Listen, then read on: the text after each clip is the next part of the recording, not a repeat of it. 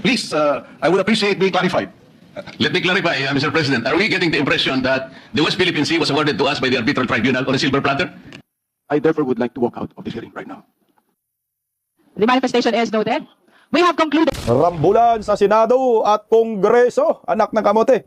Lunes na Lunes, mga mainit po. Na isyu ang pag-uusapan po natin ngayong gabi. Marcolita at Kiko Pangilinan, nagkainitan sa Senado. Sa plenaryo po ito kaganina mga kabisdak. Abaw, siyempre, diyan naman sa Kongreso, ang daming ganap. Lalo na po yung pagtalakay ng impeachment laban po kay Bunget na malapit na maagnas. At siyempre, may agaw iksina. Merong drama walkout si Pastor Dila. Holy sa kamera. Niloloko tayo nagtatawanan lang ang mga animal, no? Talagang script na script ang datingan, scripted talaga ho eh. Siyempre, kampo ni Vice President Inday Sara Duterte, handa na rin po sa panibagong hamon sa kanyang pagka-vice presidente dahil nagsampa na po muli ang mga kaliwang grupo ng impeachment ngayong araw. Pero, merong problema dito ang mga hunghang. May question po ito sa one-year bar roll. Pag-usapan din po natin iyan. Magandang gabi po sa ating lahat. Lonis na Lonis. Pa-like po muna, pa-share, pa-subscribe at pakipindot ang inyong notification bell para lagi po kayong updated sa ating mga video. Unahin po muna natin itong banatan ni Senador Marcolita at Kiko Pangilinan. Kasi mag-usapan din po natin yung meron daw Rigodon. Actually, matagal na pong usapin yung Rigodon eh. Papalitan daw si Tuta Soto kaso malakas ang kapit niya. Talagang dikit na dikit, parang may bulkasin eh. So ito, nagkainitan po si Senador Marcolita at itong si Wow Dagat. Yung dagat. Ayan ang dagat. Wow, dagat. Ito po ay kausapin patungkol po sa West Philippine Sea. Oh. At talagang nagkaroon po ng sagutan at hindi po nagpapatalo dyan ang ating pambato na si Senador Marcolita. Narito po, pakinggan natin ang banatan. Kaya po nagiging importante na kailangan po natin munang pag-aralan hanggang saan eksakto pong coordinates ba ng ating West Philippine Sea. Dito po sa binabanggit nating mga batas na ngayon, kung titingnan natin, hindi po natin sila magagamit, Mr. President. Kaya napakahirap po ngayon nating sagupain yung mga pananaw na parang may nag-aangkin ng atin pero hindi pa natin ma-define kung ano talaga yung atin. Kaya po dito ako nagsisimula, Mr. President. Mr. President, if I may be allowed, again, I don't see the point. Are we trying to say here that the arbitral ruling was erroneous and therefore we should stop claiming what was awarded us? I don't see the logic, Mr. President. We were awarded by the arbitral tribunal. It is ours. Now, is the gentleman saying the tribunal was mistaken and therefore what was awarded to us should not have been awarded to us because of these problematic, well, at least from the point of view of the good senator, problematic definition of what the West Philippine Sea is. I beg to disagree, Mr. President. Besides, the arbitral ruling did not touch on the issues being raised today by the good senator. And even if it did, assuming it did, hypothetically, we were still awarded. And we were our claim and our rights were recognized and China's rights were rejected. Are we saying here now, Mr. President, that we have to go back to the arbitral ruling, to the tribunal, present a new definition of what constitutes West Philippine Sea so that they can amend or they can set aside the award? Please, I would appreciate being clarified. Tanginan, wow dagat na ito, no? Actually, wala rin naman sinabi si Senador Marcolita na yung arbitral ruling ay parang naging walang kwenta.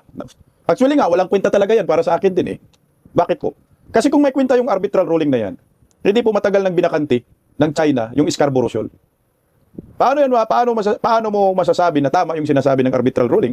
Eh kung yung China nandyan pa rin nanatili. At yung panahon ng mga dilaw, at yung China ay na-occupy nila ng tuluyan yung Scarborough Shoal. Kung sa atin talaga yan, bakit natin inalisan? Yan ang tanong ko lang naman ha. Kasi yan ay exclusive economic zone, boundary talaga yan. China at Pilipinas. Tapos, pag tinignan natin ang mapa ng mundo, no, ang globe, wala po talaga nakalagay doon, wala po talagang nakalagay na West Philippine Sea. Anong nakalagay? South China Sea. Tapos sasabihin mo atin, eh wala ka nga sa mapa, bukuan ka. Ngayon, yung panalo natin na arbitral ruling, sa atin na lang talaga yun. Papel lang, sabi nga ni Tatay Digong, is a scratch of paper. Eh. Kasi ang China, hindi naman miyembro ng UNCLOS ba yun? Hindi miyembro. At saka, hindi nila ino-honor yung arbitral ruling na yan. So dito tayo nagkatalo-talo at talagang mainit yung usapin na yan at masalimuot. Kasi kung sinabi po ninyo atin, hindi ko sana yung nagre-reclaim pa yung China dyan, pinigilan na ho ninyo. O bakit po inalisan po ninyo yan? Sino po yung may utos ng arbitral ruling? Di ba UN? United Nations? Hindi ho sana, nagpadala po ang mga puting itlog ng maraming tropa ng mga militar ng mga Amerikano, tropa ng Hapon, tropa ng, saan ba mga tropa yan? Tropa ni Bangag. upang palayasin ang China. Kasi kung nanalo talaga tayo, bakit hindi po yan lumayas? May problema yung arbitral ruling na yan. Ang point lang naman dyan ni Senator Marcolita, yung saan ba talaga yung atin? Dapat linawin natin. Kasi marami na pong mga magaling na mga analyst lumalabas eh. Ang labo-labo na. Ang gulo-gulo na, Kiko. Alam mo kung sinong nagpagulo dyan sa West Philippines? Yung amo mong namatay na napanot. Yan, sinagot po yan ni Senator Marcolita. Let me clarify, Mr. President. Are we getting the impression that the West Philippine Sea was awarded to us by the arbitral tribunal on a silver platter? Sinabi po niya kung nasaan ang ating mga coordinates? Ayan na. Well, Mr. President, Lahat tayo po ay merong entitlement sa 200... again, Mr. President, assuming that these have to be defined, I think we can define that by Philippine law. If assuming I'm without conceding that there is no definition because we believe that it has been properly defined, and you wanna yeah. The maritime base. Oh, we were. Maritime baseline, yung sinasabi, yung ano ni Tolentino. Utangin na, ino-honor ba ng Chikwa yan? Tangingot, no? Hindi nga, malabo nga. Wala talagang natukoy yan kung saan. Ang ano lang natin dyan, ipinaglalaban, exclusive economic zone, hindi teritoryo. Iba po kasi yung teritoryo at saka exclusive economic zone. Yan ang maliwanag, oh. Paano? Wala. Gusto lang ho nila na magdakdak. Kasi kung talagang nanalo tayo dyan, hindi sana atin, ha? At saka nilisan na po ng China yung Scarborough Shoal. Wala na, nakapag-reclaim na, marami ng isla, itinayo dyan, meron na ang paliparan, may mga buildings na, anong gagawin mo dyan? Wala na, para sa akin, labo-labo na yan. Kahit sabihin mo po na nanalo tayo dyan sa arbitral ruling na yan, hindi na po yan makukuha ng Pilipinas. Hindi na po rin din yan lilisanin ng China. Ang gawin na lang po natin, makipagkasundo na lang. Ano bang kagustuhan natin sa kanila? Ibigay natin, ilatag natin. Ano bang kagustuhan nila? Ilatag sa atin. Ngayon, meet halfway, win-win solution. Para wala ng pagtatalunan, para wala ng away. Hindi yung puro panay sisi na lang, nagtuturuan na lang ng mga mambabatas. Kasalanan mo yan. Kasalanan ni Marcos, kasalanan ni Duterte, kasalanan ng mga Dilawan. Wala na, hanggang dyan na lang tayo. Siguro itong mga senador na to, mga mayayabang, mawala na to sa mundo kahit si Bangag. Yan pala, pabalik-balik pa rin ang usapin natin dyan sa West Philippine Sea. Kasi nga, dapat ang pag mag-uusap dyan, bilateral talks na lang between China and Philippines. Ang problema nga, ayaw naman din makipagkausap ni Bangag dahil hindi makakaintindi ng Chinese. Dapat ako, kuha mo, interpreter, magaling ako Chinese. Para kang dindihan tayo, kaibigan-kaibigan na lang. Kaya labo-labo yung datingan, anak ng gagawang. O ito pa, pag-usapan rin po natin mga kabistak, yung gulo pa rin dyan sa Senado. Meron daw kasing usap-usapan na rigodon, papalitan daw si Tito Soto sa pagka-Senate President. Usap-usapan. Dahil sobra na po ang pangawang wangbo. Yan. Yung kabubuhan ay nagkalat na po sa Senado, nagiging iskol-bokol na po yung Senado. Bulagaan mula Apare hanggang Hulo. Kaya usap-usapan po na mapapalitan na daw si Soto sa pagka-Senate President. Kaya ito, pakinggan po natin si Senator Alan Peter kahit ano patunggulo dyan. Meron daw change ng leadership, totoo ba? Thank you, Not sir. today. Narinig nyo? Meron bang change ng leadership? Sabi, not today. Pero, ibig sabihin, meron, no? Hindi ngayong araw. Baka bukas, no? Baka sunod na araw. Palitan nyo na yan ang bubo ng Senate President, kaya sa Senado. Anak ng kagwang. O, ito, makinggan natin. Meron! Something is there. There's always discussion. There are people with happy of our direction, may people na hindi happy sa direction. Ako personally, I think everyone's campaigning instead of governing. So it's really, do you get 13 people of like minds? But as of today, wala pa yung 13 na yan o yung 13 hindi present. O, ang liwanag ha, not today.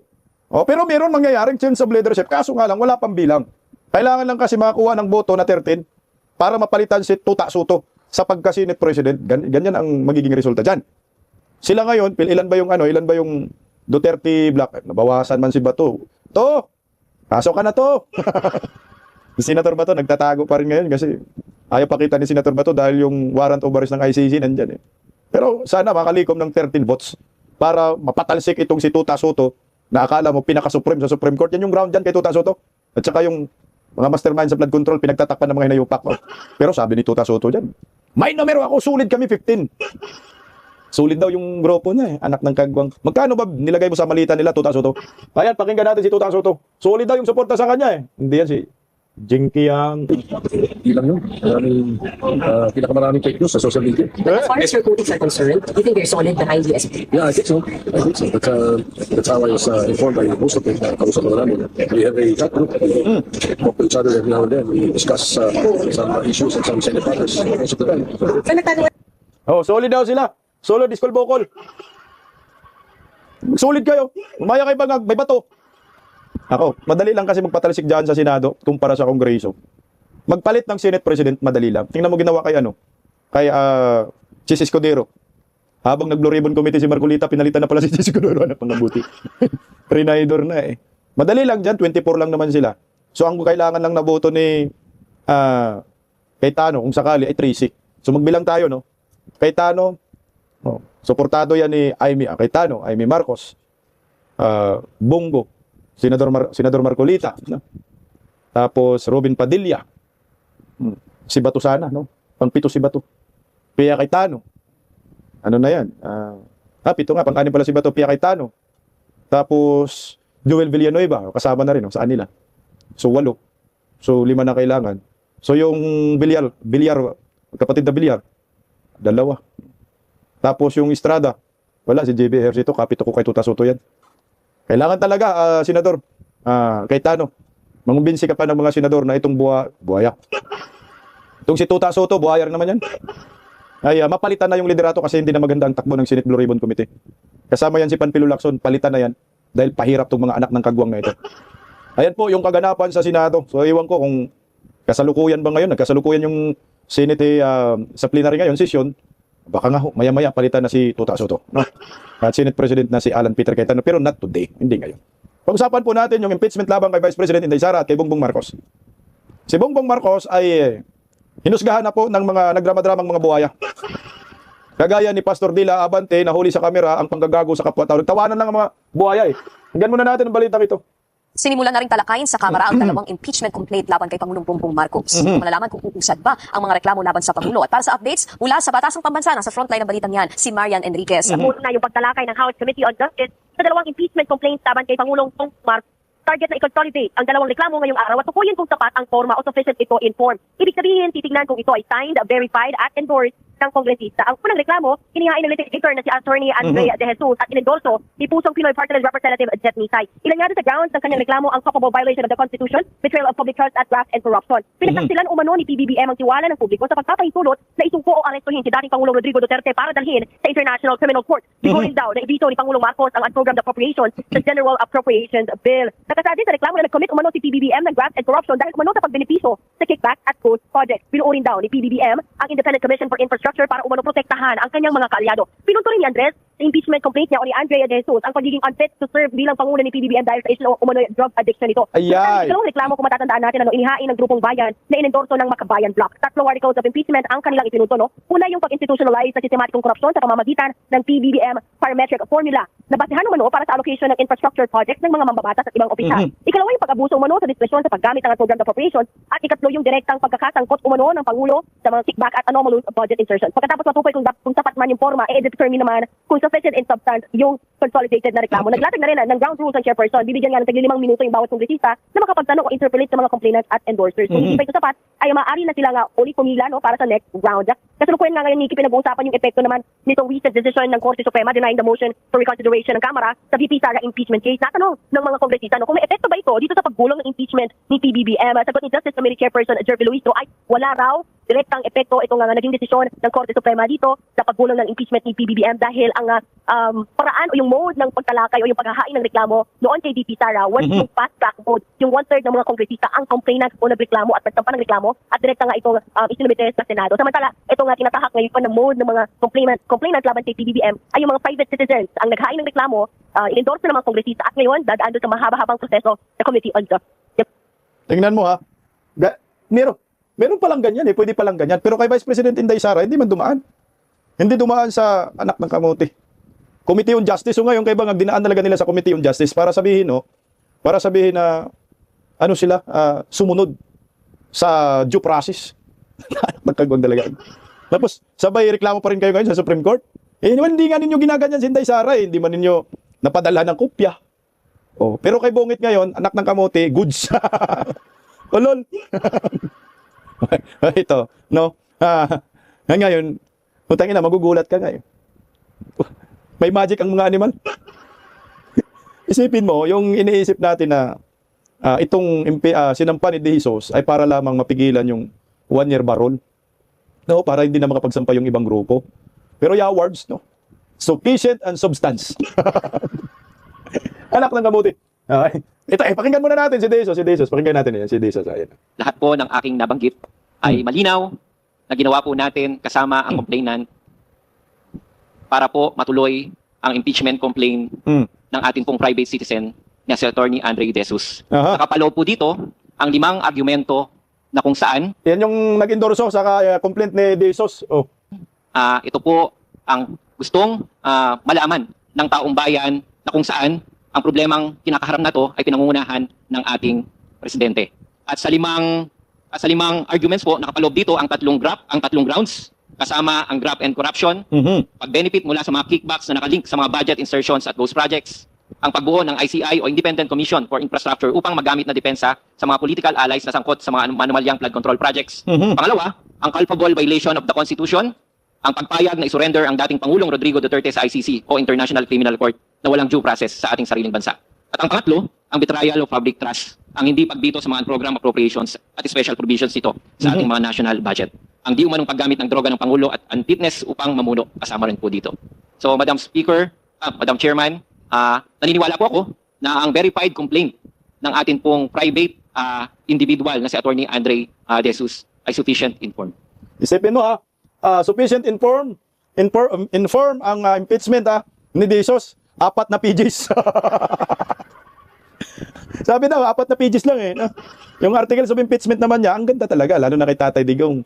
Siguro sa akin kung totoo talaga, sincero itong si De Jesus, na ma-impeach si BB, makipag-ugnayan ka na lang, De Jesus, sa mga Team Duterte na hindi natuloy yung pagsampa ng impeachment, marami silang dokumento, marami silang ebidensya. Kung gusto mo talagang ma-impeach, hinatulan na po ito eh.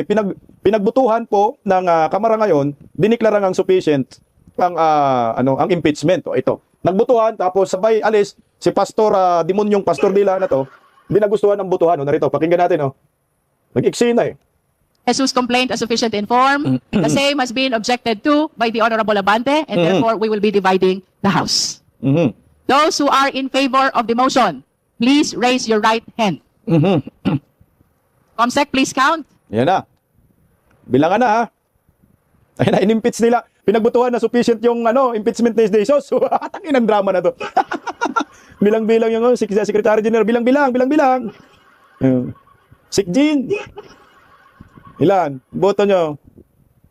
Galit dyan si Pastor Abante. Nag-object pala. Hindi mo yung pastor. Hindi nga. All right, did we get the number?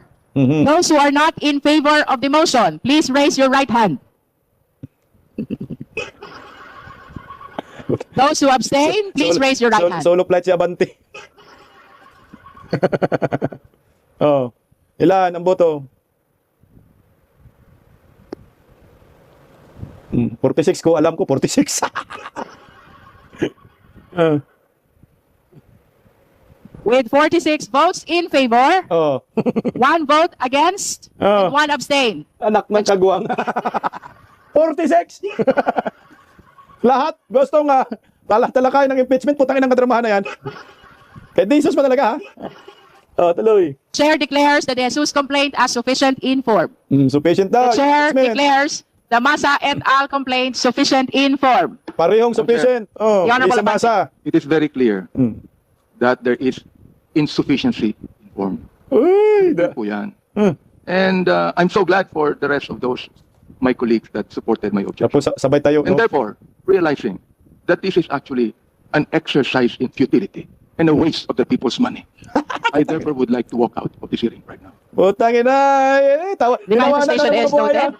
We have concluded the determination informed of both Jesus complaint and Masa et al. Complaint. If there are any tinawanan lang po tayo na halatang nagdrama kayo, mga bugo kayo. O tingnan mo, nagtawanan lang. So ibig sabihin, drama lang, script lang. Sabi, kailangan umiksina ka, Pastor Abante, para magbisto lang totoo yung mga ginagawa natin ditong script. Di ba, dapat na madismaya ka kung ikaw rin kongresista. Bakit nagtawanan tong mga kalbo? Yung mga ibang kongresista sa harap. Si Kung Hong. Other matters? The member wish to discuss before we suspend? Ninawanan lang, putang inang kadramahan na yan. Kunyari lang. Ako ito yung nakikita ko po dito. No? Kunyari lang yan sila, 46 bumoto na sufficient informed ang impeachment complaint ni De Jesus. Kasi nga, ang purpose nila yan para sabihin may due process. Sumunod sila sa due process. Pero papatayin lang din po yan sa butuhan. Tangina, walang panama yan sa butuhan. Pagkatapos, tapos na yung 1-year barrel. Di ba? Ang aga-aga, January pa lang ngayon, tinalakay na agad nila. Di ba? May nagsampa agad ng impeachment. Itong si De Jesus. So anong purpose doon? Para yung mga lehitimong magsasampa ng impeachment kagaya ng Team Duterte mapigilan. At tingnan mo, meron na sanang may nag-sponsor sa Team Duterte sa impeachment, tinakot, no? Di ba kaya tinakot? Binusalan. Yan lang kasimple ho yan. Drama lang yan. Oo nga, pinakita lang sa atin na may due process. So ang next nito ay butuhan na. So magbubutuhan ng mga buhaya kung dapat bang ma-impeach itong si Bongbong Marcos. Pwede rin nilang magamit yan para magkaroon sila ng dagdag pira, dagdag pundo para sa 2028 election. Pwede nilang laruin yan eh. Laro-laruin nila yan. O, Pangulong Bongbong Marcos, paano na? Magbutuhan na kami. Pahingi pira, 200 million, 1 billion. Or yung for later release na proyekto, pag hindi ka magbigay, ipirma kami para ma-impeach ka. Aray ko!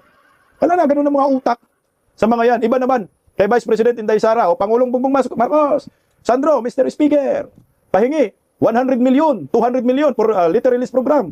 Ipirma kami para ma-impeach si Vice President Inday Sara. Puta, ginawa na ho, pinagkakitaan na po nila itong impeachment, anak ng kagwang ho. Pakinggan natin ho. May na impeachment labang Inday Sara, handa na po dito.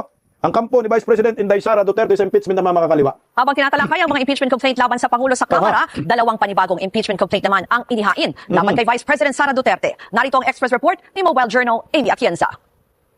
Dalawang bagong reklamo ng impeachment ang ibinagsak laban kay VP Sara. Una na dyan ang reklamo mula sa grupong Makabayan na muling nagbigay diin sa anilay betrayal of public trust ni Duterte. Lalong-lalo na ang paggasta ng 612.5 million pesos na confidential funds ng OVP at Department of Education. Dagdag pa riyan ang anilay gross disregard of principle of transparency. Ang public official ay talagang kino-consider with utmost, dapat may utmost trust ang mga tao. Buhay pa pala yan. Putang ina mo. Utmost trust, unmodified opinion, pinakataas na trust in approval rating nga si Inday, bugok. Talaga. Oh. Nakita naman natin yung wala talagang transparency and accountability. This is a tantamount to malversation of Nanguluntoy na si misuse of public funds. Nanguluntoy Hindi siya sumasagot doon sa mga tanong sa lahat ng committee, kahit na yung sa mga budget hearings. So nag-asal pusit ang Vice President. Asal pusit? Grabe naman yan. Yung tinatawag mong pusit mistisa. Yung nagsasabi na mundo kalswangit. Tang nakakahiya naman itong mga kaliwang grupo. No? Makapintas kay Inday Sara na asal pusit. Akala mo si Inday mukhang pusit. Ito yung mukhang pusit. Ang pangit-pangit mo si Inday Sara, mistisa. Alay ko talaga naman. Asal din po ni VP Sara Duterte.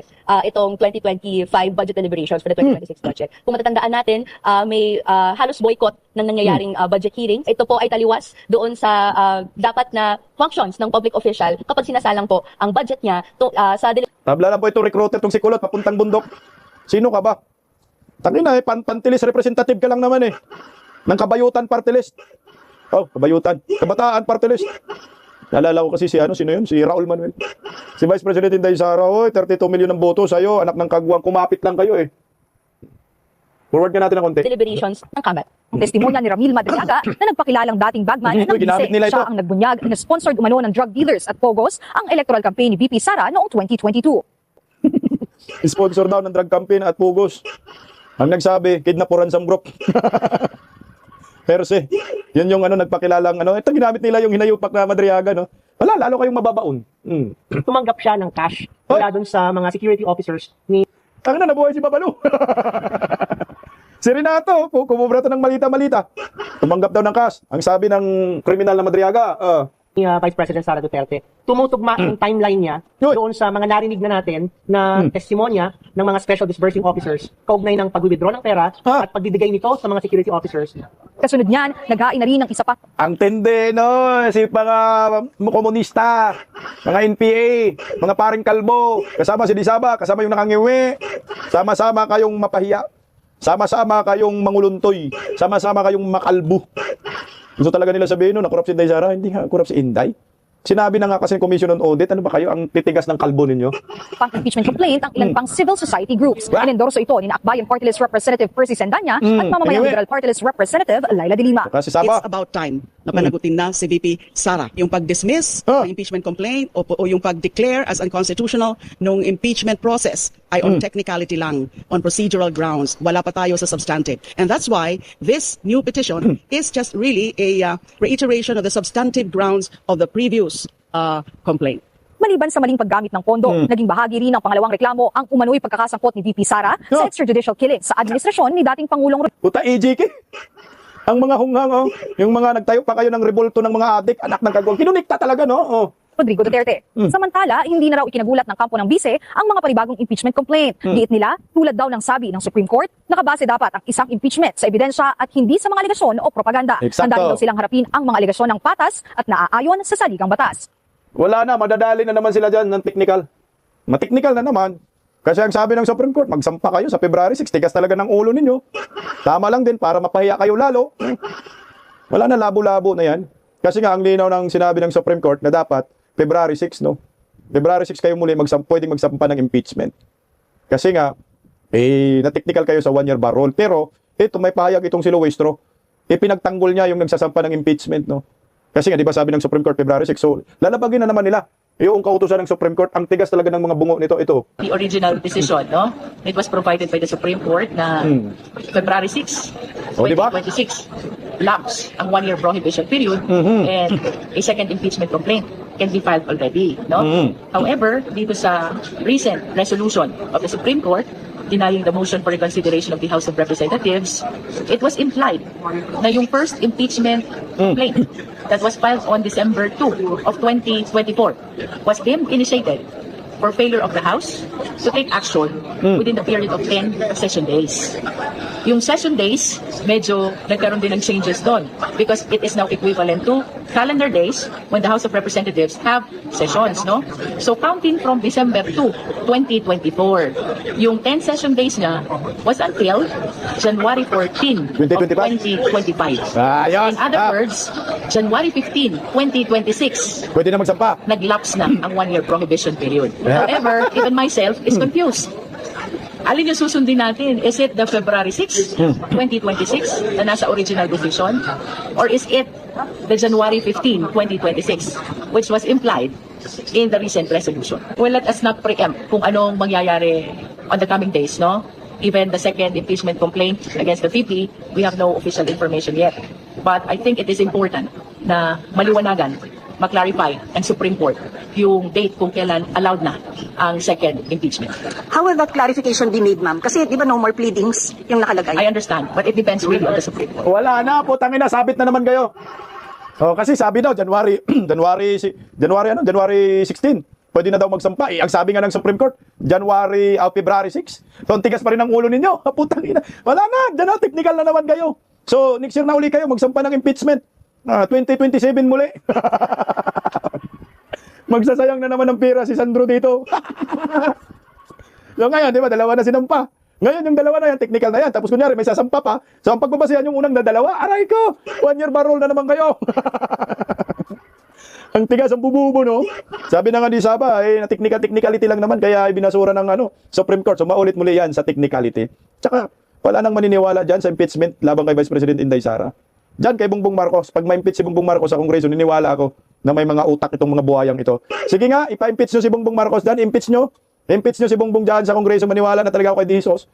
Pag umakyat dyan sa impeachment court, kasi sa susunod dyan ay magbutuhan na, no? Kung ma-impeach ba si Bongbong o hindi. Pag ma-impeach si Bongbong Marcos sa Kongreso, mukhang malabong nga mangyari yan, pero baka lang sakali, tatamaan ng kidlat itong mga animal kasi magbutuhan man.